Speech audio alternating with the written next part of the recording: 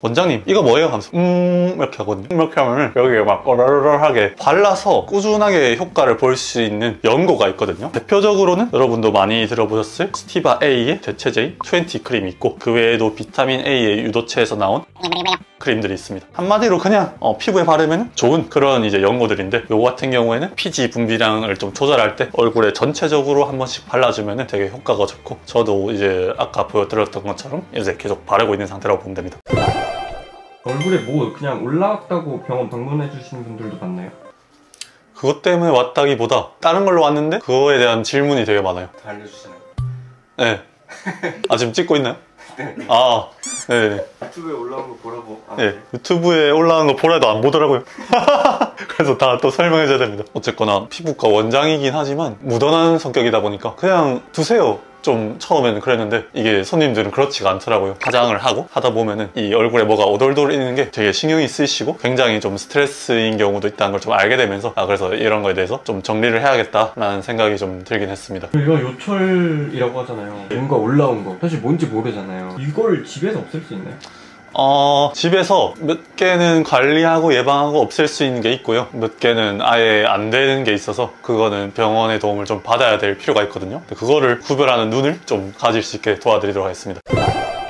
일단은 얼굴에 뭐가 올라왔다 하면은 되게 다양해요. 우리가 그거를 당연히 다 알 필요는 없고 대표적인 것만 몇 가지 좀 알아놓으면은 이제 일반인 기준에서는 충분하거든요. 그거에 대해서 좀 오늘 알려드리도록 하겠습니다. 첫 번째로는 좁쌀 여드름입니다. 좁쌀 여드름은 뭐 사실 올라온 분들은 경험적으로 좀 아시겠죠? 뭔가 여드름 같은 게 하얗게 올라왔다가 노랗게 있다가 약간 빨간색이 올라오는 이런 과정을 거치는 단계에 있는 애들을 좀 좁쌀 여드름이라고 하는데, 요 같은 경우 여러분도 알다시피 과도하게 피지가 올라오고 그것이 모공에서 잘 나가지 못하고 막혔을 때 안쪽에서 트러블이 생기는 건데, 어떻게 보면은 이제 화농성 여드름이랑 좀 다른 점은 되게 작고 아직 완전하게 익지 않아서 좀 화이트헤드에 비슷한 단계를 좀 띄고 있는 정도의 여드름이라고 보시면 될 것 같습니다. 요거는 여러분들도 살면서 하나둘씩 올라와 봤으니까 감별을 좀 잘 하실 것 같아요. 두 번째로는 비립종입니다. 비립종도 참 많이들 들어보셨을 텐데 저도 지금 여기 하나 나 있거든요. 촬영할 때마다 조금 눈에 띄는데 되게 미세하긴 해요. 이게 점점 커질 거란 말이죠. 사실 CO2 레이저라는 걸로 이걸 좀 깎아서 치료를 하는데 저는 이 셀프로 할 수 있는데 조금 더 익을 때까지 기다리고 있습니다. 요거는 아마 여러분들이 좀 감별이 안 될 수도 있어요. 약간 하얀 진주 같은 느낌을 띠는 친구들인데 이게 각질들이 쌓여서 안에서 뭉쳐가지고 박혀있는 거라고 보면 되거든요. 그래서 이거는 사실 셀프로 하기보다 병원에서 하시는 편이 좋습니다. 왜냐하면 이게 그냥 안에 가만히 있는 게 아니라 껍질이 한번 쌓여서 붙어 있기 때문에 이거를 막 짜려고 해도 절대 잘 짜지지가 않아요. 하다 보면 오히려 더 다치거나 흉터가 생길 수 있기 때문에 뭔가 조그마한 것들이 이렇게 이마나 눈가 주변 얇은 피부에 진주처럼 생겼다가 점점 커진다 싶으면 병원의 도움을 좀 받아보면 좋을 것 같고, 피부에 되게 둔감하신 나이 많은 어르신들은 가끔 보면 이게 진짜 커져가지고 와 저거는 진짜 없애고 싶다 좀 이런 욕구가 들 만큼 커져서 오는 경우도 있습니다. 그런 거는 치료는 어렵지 않고요. 병원에서 바로 뺄 수는 있습니다. 세 번째는 쥐젖입니다. 쥐젖 말 그대로 쥐의 젖같이 생긴 거죠. 여러분들이 쥐의 젖을 본 적이 있는지 모르겠지만 조금 되게 말랑말랑하고 좀 잘 늘어나는 거거든요. 이거는 근데 얼굴에는 잘 있지 않고 요 목 라인부터 잘 있고 약간 이 어깨 라인까지 있는 경우도 있는데, 어쨌거나 감별하는 법은 조금 쭉쭉쭉 잘 늘어나는 한국말이 참 표현이 좋거든요. 이 쥐젖처럼 생긴 게 딱 있습니다. 그걸 보면은 쥐젖이라고 생각하면 된다. 딱 잡았을 때 당기면 쭉 늘어나요. 그래서 되게 재밌어 하는 분들도 있거든요. 그러다가 그냥 떼 뿌는 경우도 있습니다. 그러면 뭐 제거가 되는 거긴 한데 어쨌거나 위생적인 건 아니고요. 이것도 뭐 양성 종양이라고 보시면 되는데 뭐 종양이라고 무서운 건 아니고 그냥 쥐가 계속 증식하는 그런 피부성 질환이라고 보면 됩니다. 그래서 요 경우에도 감염이나 흉의 위험성, 특히 목 같은 경우에는 흉이 잘 생기기 때문에 이것도 피부과에서 쉽게 제거가 가능하기 때문에 피부과의 도움을 받는 걸 추천드리고요.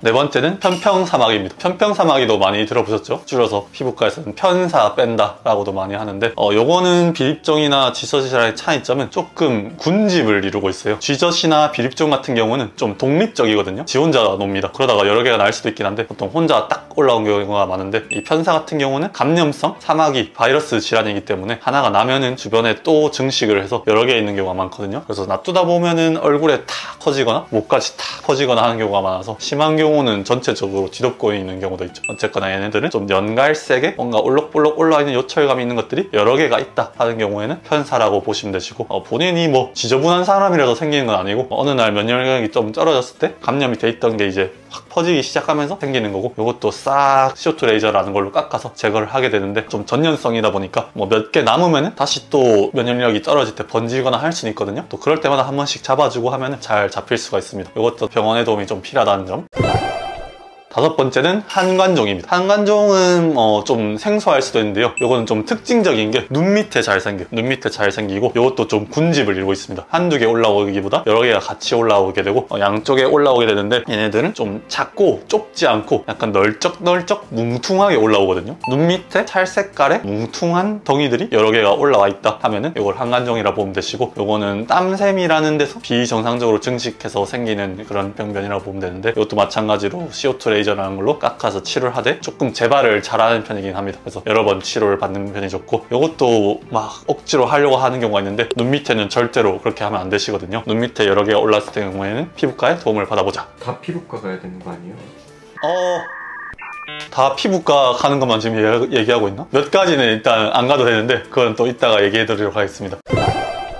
여섯 번째는 피지선 증식증인데요. 얘는 진짜 특징적으로 생겼어요. 하얀 도너츠처럼 생겼고, 도너츠다 보니까 동그란 링이 있으면 가운데는 좀 비어있죠. 그래서 마치 화산처럼 올라왔다가 가운데는 이제 한라산의 백록담처럼 좀 비어 있습니다. 그런 것들이 군집이 아니라 하나씩 올라와 있다고 보면 되고요. 이거는 좀 딱 본인이 아실 것이, 내가 피지 분비량이 좀 많은 사람이다 하는 경우에는 얼굴에 보통 한두 개씩 있거든요. 그래서 이것도 CO2 레이저라는 걸 사용해서 깎아서 제거를 해주고, 피지선이 증식을 한 거다 보니까 피지선 자체를 좀 깎아줘야 재발을 잘 안 하는 경우가 많아서 보통은 한 번만에 좀 제거는 잘 안 되고, 좀 몇 번 해야 좀 깨끗해지는 편이긴 합니다. 그리고 마지막으로는 이것을 넣을까 말까 했는데, 여성 손님들이 좀 많이 여쭤보는 경우가 많거든요. 진료받으려고 이제 진료실 의자에 딱 누워있다가 뭐 제가 뭐 하고 있으면 원장님 이거 뭐예요? 하면서 이렇게 하거든요. 이렇게 하면은 여기에 막 어라라라하게 뭐가 많이 올라와 있어요. 아니면 뭐 코에 가리키는 경우도 있고, 보통 T존 부분이나 턱 끝 쪽 아니면 코 쪽에 있는 거를 가리키면서 여기 막 오돌도돌하게 올라간 게 뭐냐, 그래서 보면은 진짜 하얀 것들이 여러 개가 올라와 있거든요. 보통 이런 경우는 다 화이트 헤드라고 보시면 됩니다. 모공 구조물에 이제 피지가 차서 그것이 이제 눈으로 비쳐 보이는 거죠. 그래서 이런 경우에는 잘 씻어내는 클렌저를 사용해서 싹싹싹 해주면은 바로 사라진 걸 여러분이 아실 수가 있을 것 같아요. 이런 경우에는 어쨌거나 피지 분비량이 좀 많아서 모공 구조에 기름이 껴서 보이는 그런 현상이라 보시면 되시고, 이거 같은 경우는 병원에 오실 필요는 없죠. 적절한 관리를 통해서 제거는 가능합니다. 그래서 제가 7가지를 말씀을 드린 것 같은데, 없앨 수 있는 거, 일단 바로 없앨 수 있는 걸로 친다면 좁쌀 여드름 정도랑 면포, 화이트헤드 정도가 있을 것 같고, 사실은 근데 우리가 없앤다라는 개념으로 늘 접근을 하면은 항상 리스크가 따르거든요. 그렇기 때문에 좀 집에서 꾸준한 관리를 통해서 예방을 하고 완화를 한다라는 느낌으로 좀 생각하시면 좋을 것 같고, 그럴 경우에는 피지 관리를 통해서 이것들을 예방할 수가 있어요. 아까 제가 7가지 중에 피지에 관련된 게 뭐가 있다고 했었죠? 좁쌀 여드름이랑 면포랑 피지선 증식증이 있습니다. 이렇게 3가지 정도는 집에서 피지 관리를 통해서 충분히 예방을 하고 완화를 할 수가 있을 것 같아요. 그거 말고 뭐 발라가지고 없애는 그런 방법은 없나요? 발라서 꾸준하게 효과를 볼 수 있는 연고가 있거든요. 근데 일반 의약품도 있고 전문 의약품도 있는데, 확실히 효과를 보시려면 함량이나 성분 면에서 전문 의약품이 좋긴 합니다. 귀찮은 점은 병원 가서 의사쌤 얼굴 한번 보긴 해야 돼요. 그런데 요새는 또 어플 같은 거 비대면 처방 잘 돼 있거든요. 그런 거 찾아보시면은 의사쌤 안 보고 적절한 좀 문진을 통해서 원하는 연고를 바로 처방받는 것도 있으니까 뭐 그런 방법도 있습니다. 어쨌거나 그런 연고가 몇 가지가 있는데, 대표적으로는 여러분도 많이 들어보셨을 스티바 A의 대체제인 20 크림이 있고, 그 외에도 비타민 A의 유도체에서 나온 디페린겔이라던가 아다팔렛 아니면 아크리프 같은 크림들이 있습니다.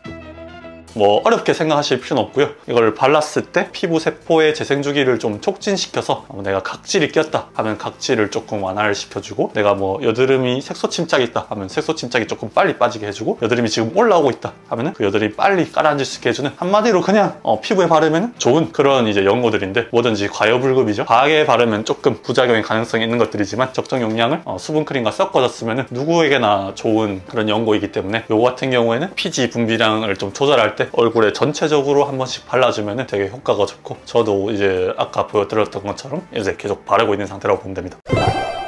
그러면은 절대로 집에서 해결이 안 되는 것들은 어떤 시술을 하나요? 비립종, 항간종, 피지전증식증, 그리고 쥐젖이라고 보면 됩니다. 아까 말씀드린 것처럼 뭐 떼면은 없어지겠죠. 네, 이제 물리적으로 뗀다고 해서 그 밑에 있는 피부 조직이 일부가 다 날아가는지 아닌지는 우리가 알 수도 없고, 감염이라던가 흉터의 위험이 있기 때문에 지양하는 것을 저는 말씀드리긴 하고요. 어쨌거나 요철이잖아요. 뭐가 올록볼록하게 딱 올라왔다 하면은 그거를 싹 없애주는 게 이제 치료가 되는 것이고, 레이저로서 치료를 하는데 가장 대표적인 게 CO2 레이저라고 보면 됩니다. 우리 점 빼러 간다 할 때 피부과에서 사용하는, 한마디로 아주 쉽게 설명하자면 위에서부터 깎아내는 레이저라고 보면 되고요. 요것에 조금은 더 좋은 버전이 어뷸야그 레이저라고 덜 침습적으로 마치 CO2 레이저는 조금 뭉탱이로 날려는 느낌이면 어뷸야그는 대패 써는 칼처럼 좀 얇게 썰어내는 그런 레이저라고 보면 되거든요. 그래서 그 두 가지 방법이 가장 대표적이고, 그렇다고 뭐 CO2 레이저가 안 좋은 거 아니거든요. 어쨌거나 병원마다 구비되는 게 달라가지고 잘만 하면은 둘 다 요철을 쉽게 제거할 수는 있습니다. 단 아까 말씀드렸던 것처럼 경우에 따라서 재발하는 경우는 있기 때문에 요거를 또 리터치를 하는 경우는 많다는 점은 좀 인지를 하고 방문해 주시면 좋을 것 같아요.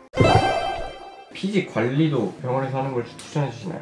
그쵸. 어쨌거나 홈케어로서도 할 수는 있지만, 이게 제가 일을 해보니까 사람들이 피부과를 오는 가장 큰 이유 중에 하나가 효과가 더 좋아서도 있겠지만 귀찮아서가 더 크거든요. 이 귀찮은 거를 내가 맨날 집에서 해야 돼. 이거 쉽지 않습니다, 여러분. 여러분들 뭐 홈케어 기기 산다고 해서 제가 막 좋다고 해서 맨날 하시는 분 알고 보니까 사실 잘 없더라고요. 그렇기 때문에 이제 남들이 해준다, 그것도 전문적으로 해준다, 깔끔하게 청결하게 위생적으로 해준다는 측면에서 피부과에서 관리를 받는 것도 충분히 메리트가 있는 것이고, 피지 관리 측면에서는 여러 가지 방법을 사용할 수가 있거든요. 아하바하제제의 달리실산을 좀 사용해서 각질을 좀 필링시키고 모공을 좀 열어주는 식으로 피지 관리를 좀 조절하는 방법이 대표적인 이런 피지 관리, 요철 관리의 피부과 관리라고 볼 수가 있을 것 같아요. 그래서 이거를 보통 여드름 스케일링, 피부 스케일링이라고 하고, 어쨌거나 약간의 필링이다 보니까 피부에 조금 자극이 될 수가 있거든요. 자주 받는다면 1, 2주에 한 번씩, 한 번에서 6번 정도 꾸준히 받아주는 것도 괜찮은데, 내 피부가 좀 건조하고 예민하다 하는 경우에는 자주 받지는 마시고 한두 달에 한 번 정도 해주시는 건 괜찮을 것 같습니다.